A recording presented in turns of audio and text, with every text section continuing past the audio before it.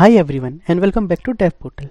In Java, as we know, HashMap is a popular data structure used to store key value pairs.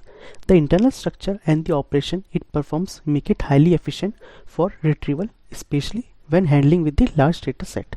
Today, let's break down the internal working of a HashMap step by step. So the very first step is to understand how hash code is getting generated. Each key in a hash map has an associated hash code. The hash code determines the bucket, or we can say the index, in which the key value pair will be stored.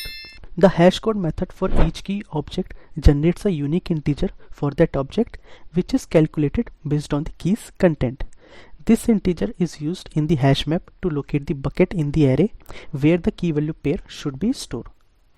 For an example, if hash code for apple is 930292210, then this integer is the key's hash code. However, this hash code needs further processing to fit into the limited number of hash map bucket. That is the next step.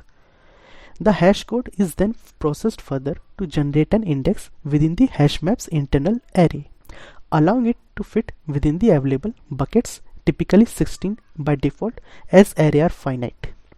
HashMap performs a bitwise AND operation between the hash code and the n-1, where n is the current capacity of the hash map. This operation maps the hash code to the bucket index within the range of the array size. Here we took the assumption that the hash map capacity is 16 and the hash code value is 930292210. So it will calculate the index using hash code and capacity -1 with using the bitwise AND operation. That will gives the bucket index within the range of 0 to 15. Assumption is that capacity is 16. Then the next step is to store the entries in the bucket. Each bucket in the HashMap array can hold multiple entries. An entry, that is the object, or we can say node in Java 8 and above versions, represent each key value pair. If two entries map to the same bucket, that is, their processed hash code yields the same index. In that case, they are stored in a linked list format in that index. Means a linked list will get created and on every node a key value pair will be present. Now let's understand this with the help of an example. Let's add 3 key value pair to a hash map with an initial capacity of 16.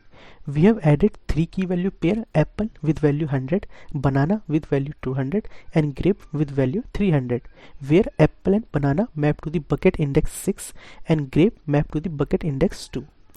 One more thing you need to notice: apple and banana are stored in a linked list in bucket 6 due to hash collision.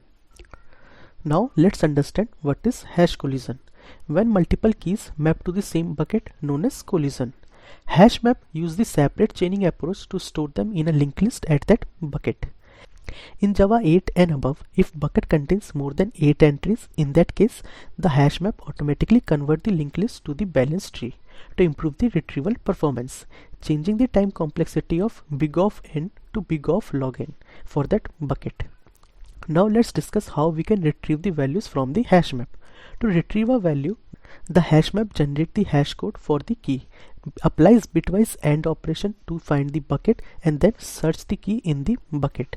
If there is a collision, it iterates over the linked list or the balanced tree if applicable to locate the entry within the matching key. Now let's discuss what is resizing and rehashing. As the number of entries in the hash map grows, the load factor will also increase.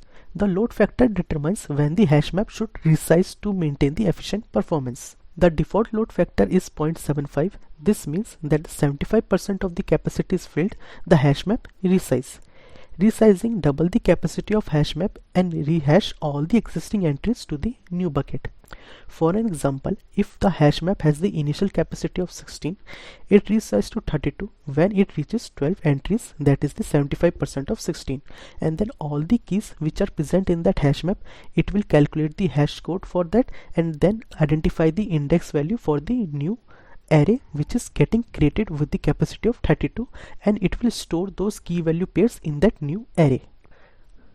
Now let's come to the summary of this tutorial. Hashcode method is used to generate an integer for each key, and during index calculation, hashcode is processed to fit within the available bucket index. Then finally, each entry, that is the key value pair, is stored in the bucket. Separate chaining is used within the linked list or tree structure in case of collisions.